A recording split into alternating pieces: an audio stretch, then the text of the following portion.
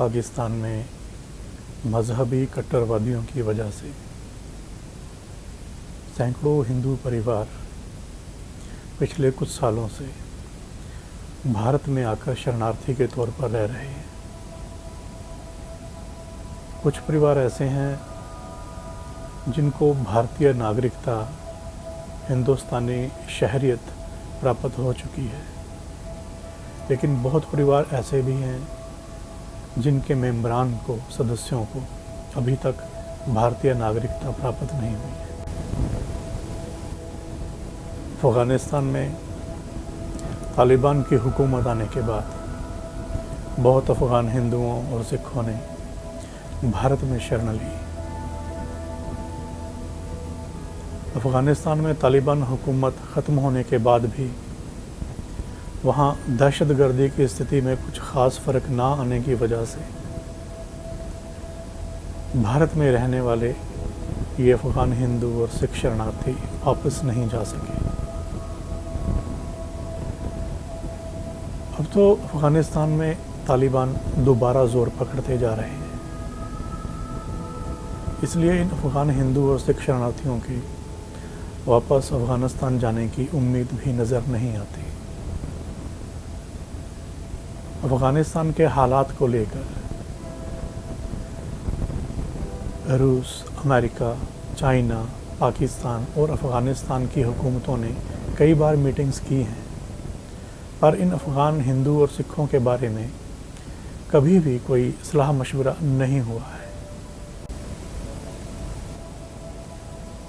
उधर बांग्लादेश में हिंदुओं के लिए स्थिति पिछले कुछ सालों से लगातार ख़राब होती जा रही है। हिंदुओं के कत्ल, हिंदुओं के घरों और धार्मिक स्थानों पर हमले एक आम बात हो गई है। इस वजह से हज़ारों हिंदू बांग्लादेश में अपने घर छोड़कर भारत में आकर शरणार्थी के तौर पर रह रहे हैं। उनमें से कई ऐसे हैं जिनको नागरिकता दी गई है, लेकिन फिर भी बहुत लोग ऐसे हैं जिनको अभी तक नागरिकता नहीं मिली। असम जैसे कुछ राज्यों में कुछ लोग बांग्लादेशी हिंदुओं को भारतीय नागरिकता देने का विरोध भी कर रहे हैं। मेरा ये मानना है कि अफ़गानिस्तान, बांग्लादेश और पाकिस्तान से आए इन हिंदू शरणार्थियों को छानबीन के बाद जितनी जल्दी हो सके भारतीय नागरिकता मिलनी चाहिए। साथ ही साथ मेरा ये भी मानना है कि सिर्फ नागरिकता देने से इन शरणार्थियों की समस्याएं हल नहीं होने वाली। उनको यहाँ पूरी तरह से स्थापित करने के लिए बहुत कोशिशें करनी पड़ेंगी। नागरिकता देना सिर्फ एक कदम है। उनके लिए यहाँ रोज़गार के भी प्रबंध करने होंगे, उनके लिए सस्ते घरों का भी इंतज़ाम करना होगा। एक बहुत महत्वपूर्ण कदम और है जो भारत में रहने वाले हिंदुओं और सिखों को उठाना चाहिए। पाकिस्तान, बांग्लादेश और अफ़गानिस्तान से आए इन हिंदू शरणार्थियों में बहुत लड़के और लड़कियां अविवाहित हैं, अनमैरिड हैं। भारत में रहने वाले हिंदुओं को चाहिए कि वो इन लड़कों और लड़कियों को अपने लड़कों और लड़कियों के रिश्ते दें और उनकी शादियां कराएं। इससे शरणार्थियों को यहाँ के समाज में घुल मिल जाने में बहुत आसानी होगी। साथ ही साथ उनको नागरिकता प्राप्त करने में कुछ सुविधा भी हो जाएगी, क्योंकि शादी करके भारत में नागरिकता लेना शायद आसान होगा। एक शरणार्थी परिवार के लिए एक अविवाहित लड़की की जिम्मेदारी सबसे बड़ी जिम्मेदारी होती है। अगर उनकी अविवाहित लड़की की शादी भारत के किसी स्थापित परिवार में हो जाए तो उनको एक बड़ी चिंता से छुटकारा भी मिलता है और बाकी के परिवार को यहाँ मदद भी मिलती है। भारत और पाकिस्तान के लोगों के बीच शादियाँ शुरू से ही हो रही हैं, लेकिन ये शादियाँ ज़्यादातर भारतीय मुस्लिम परिवारों और उन पाकिस्तानी मुस्लिम परिवारों में हो रही हैं जो भारत से हिजरत करके पाकिस्तान चले गए थे। पाकिस्तान में इनको अक्सर मुहाजिर के नाम से जाना जाता है।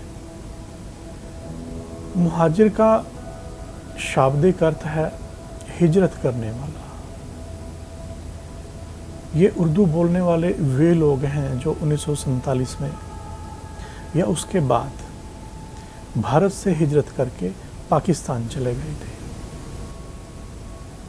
इन मुहाजिरों का भारत में पीछे रह गए अपने रिश्तेदारों से संपर्क बना रहा। पाकिस्तान में जाकर बसने के बावजूद पाकिस्तान के अलग अलग सूबों के लोगों से उनके उतने गहरे संबंध नहीं बन पाए जितने गहरे संबंध उनके भारत में रहने वाले मुस्लिम समुदाय के लोगों से हैं। इसकी साफ वजह यह है कि उनकी ज़ुबान, तहज़ीब और रस्म व रिवाज भारत के मुसलमानों से ज़्यादा मिलते हैं। भारतीय मुस्लिम लड़की का शादी करके पाकिस्तान में बस जाना या पाकिस्तानी मुस्लिम लड़की का शादी करके भारत में बस जाना कुछ आम सी बात है। इसके मुकाबले में पाकिस्तानी हिंदू परिवारों की शादियां भारतीय हिंदू परिवारों में कम ही हुई हैं। वैसे कई पाकिस्तानी और भारतीय हिंदू परिवार हैं जिनकी आपस में रिश्तेदारियां हैं। कुछ मामलों में ये रिश्तेदारियां 1947 के बंटवारे के पहले से बनी हुई हैं। कुछ रिश्तेदारियां 1947 के बाद भी बनी हैं। लेकिन इतनी बात तो ज़रूर है कि हिंदू परिवारों में ये रिश्तेदारियां कम और मुस्लिम परिवारों में ये रिश्तेदारियां ज़्यादा बनी हैं। पाकिस्तान के सिंध के इलाके में ऐसे हिंदू परिवार हैं जिनके कुछ रिश्तेदार भारत में रहते हैं। इन परिवारों में कभी कभार शादी होने की खबरें भी सुनने में आती हैं। भारत में जो सियासी हालात हैं, जो राजनीतिक स्थिति है, उसे देखते हुए ये सोचना गलत है कि बांग्लादेश, पाकिस्तान और अफ़गानिस्तान से आए शरणार्थी परिवार सिर्फ सरकारी सहायता से ही यहाँ भारत में जल्दी स्थापित हो जाएंगे। बाहर से आए ये शरणार्थी यहाँ के लोगों की खुले दिल से की गई सहायता के बिना यहाँ जल्दी स्थापित ना हो पाएंगे। बिना सहायता के ये यहाँ स्थापित हो जाएंगे, परंतु जल्दी स्थापित नहीं हो पाएंगे। 1947 में पाकिस्तान बनने के बाद भी भारत के अंदर कई रियासतें थीं जिनके राजा हिंदू या सिख थे। उनमें से कुछ राजाओं ने पाकिस्तान से आने वाले बहुत हिंदू और सिख शरणार्थियों की मदद की थी।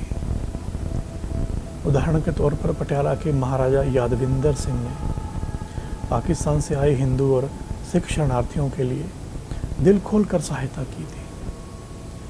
उन हिंदू और सिख राजाओं को कोई सियासी मजबूरियां ना थी, कोई राजनीतिक मजबूरियां ना थी। आज भारत के सियासी रहनुमाओं को, राजनेताओं को कुछ सियासी मजबूरियां हो सकती हैं,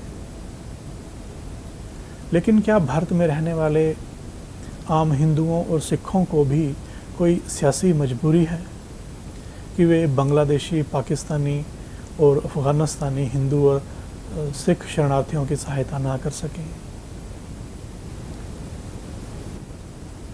बांग्लादेश, पाकिस्तान और अफ़गानिस्तान में हमारे लोगों की मुसीबतों पर हमारे चीखने चिल्लाने से कुछ नहीं होने वाला। अगर हम खुद हमारे ही देश में शरणार्थियों की तरह रह रहे इन लोगों की अपने अपने तरीके से कोई सहायता ना कर पाए तो एक बात हो रहा है, अगर आप लोग इन शरणार्थियों की मदद नहीं भी करोगे तो भी ये यहाँ आपकी सहायता के बिना ही स्थापित हो जाएंगे।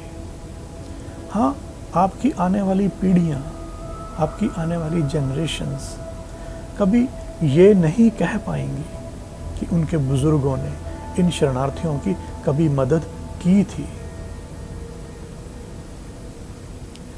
याद रहे कि 1947 के वे शरणार्थी भी जो अपने तन और मन पर जख्म ही जख्म लेकर खाली हाथ यहाँ पहुँचे थे और जिनकी यहाँ कुछ खास सहायता नहीं की गई थी,